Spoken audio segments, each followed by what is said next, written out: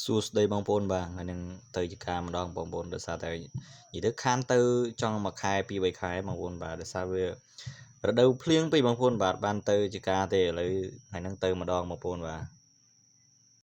ការងកូនទួចនេះវាទៅដល់កនេះ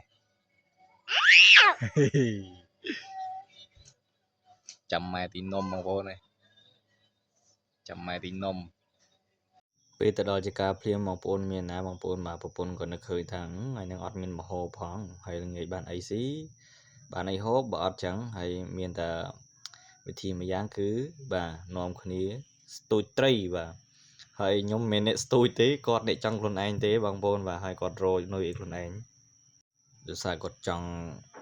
បានត្រីហូបពេលល្ងាចចឹងបងប្អូនបាទហើយចំណែកខ្ញុំគឺអត់មានទៅណាទេបាទមានតែចាំកូនហើយចាំនៅក្នុងខ្ទមហ្នឹងហើយបាទចាំនៅរោងហ្នឹងហើយបាទ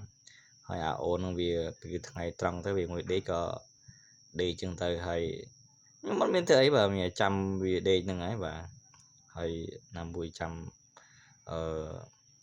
ប្រពន្ធគាត់ទៅស្ទូចត្រីហើយពីហ្នឹងអុកសុកពេកបងប្អូនបាទហើយចង់នឹកឃើញថាមានក្តឹបខ្នកឬអីក្បែរហ្នឹងមិនបាច់ຕົកអីទេបាទដាក់យកតែម្ដងទៅហើយបុកម្ទេសបុកអីទៅចុចហ្មងទៅបាទមិនបាច់ខ្វល់អីច្រើនទេបាទហើយណាមួយថ្ងៃត្រង់ផងរៀងហេវបាយតិចតិចណាបងប្អូនបាទមានណាបាទចុចយកហ្មងទៅបាទដាក់អំបិលម្ទេសមិនបាច់ដួសទេបងប្អូនចុចក្នុងត្បាល់ហ្មងទៅមិនបាច់ដួសអីទេ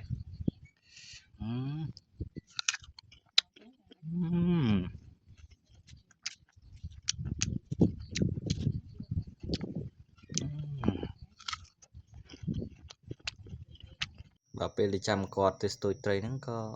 ឆ្លៀតកាប់ជែកកាប់អីក្បែរហ្នឹងបងប្អូនបាទជែកទុំច្រើនមែនតើបងប្អូនបាទចង់3 4ស្ទងបាទមានន័យដឹកដោយសារតែវាឆ្លងទឹកក៏ទឹកវាជ្រៅហើយស្ពានវាតូចផងចឹងយើងអត់បានអីដឹកទេបាទមានតែកាប់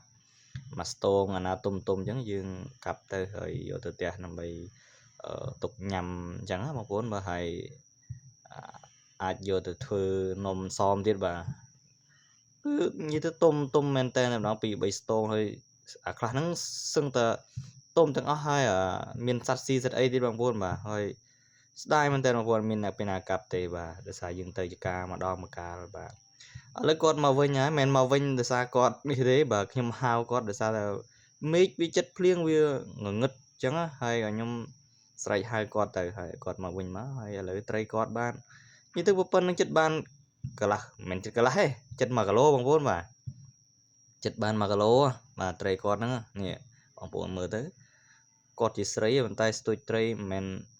មែនលំរបស់គាត់ទេណាបាទគាត់វិជ្ជមានរបស់គាត់ដែរមកខ្ញុំវិញវាមិនសូវជំនាញទេបាទអរគុណច្រើនបងប្អូនបាទ